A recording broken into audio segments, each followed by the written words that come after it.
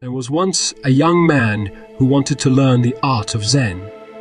He traveled to a remote monastery and asked the master to accept him as a disciple. The master agreed, but warned him that the path of Zen was not easy and required a lot of patience and perseverance. The young man was eager to learn and followed the master's instructions diligently.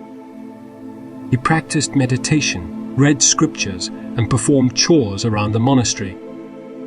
He also observed the other monks and noticed that they were all kind and respectful to each other, except for one. This monk was always rude, arrogant, and selfish. He would often bully the younger monks, criticize the older ones, and complain about everything. He never helped with any work and always demanded the best food and clothes. He also seemed to have a special grudge against the young man and would mock him at every opportunity. The young man was puzzled by this monk's behavior and wondered why the master tolerated him. He decided to ask the master about it one day. "Master," he said, "I have learned a lot from you and the other monks, but there is one thing that bothers me. Why do you allow that monk to stay here? He is so mean and unpleasant. He does not follow any of the rules of Zen. He is a bad influence on everyone. Shouldn't you expel him from the monastery?" The master smiled and said, "My son, you have just named one of the 5 kinds of people you must avoid in life. He is what we call a toxic person. He is full of negativity and tries to drag others down with him. He is unhappy with himself and projects his misery onto others. He does not appreciate anything and only sees faults in everything. Then why do you keep him here?" the young man asked. "Because he is also a great teacher for you," the master said. "He teaches you how not to be like him.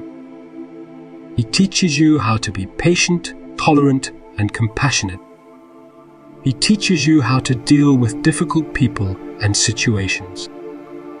He teaches you how to maintain your peace and joy in spite of his presence.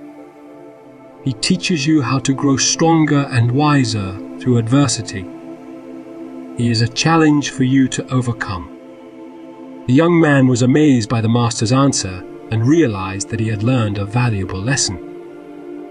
The master continued, "There are 4 other kinds of people you must avoid in life. The liar, who deceives you with false words and promises. The cheater, who takes advantage of you with unfair actions and schemes. The hater, who envies you with malicious thoughts and feelings. The quitter, who discourages you with pessimistic views and opinions. These people will also try to harm you in different ways, but they are also opportunities for you to learn and grow. You must be careful not to fall into their traps, but also not to hate them or fear them. You must be wise enough to recognize them, but also compassionate enough to forgive them.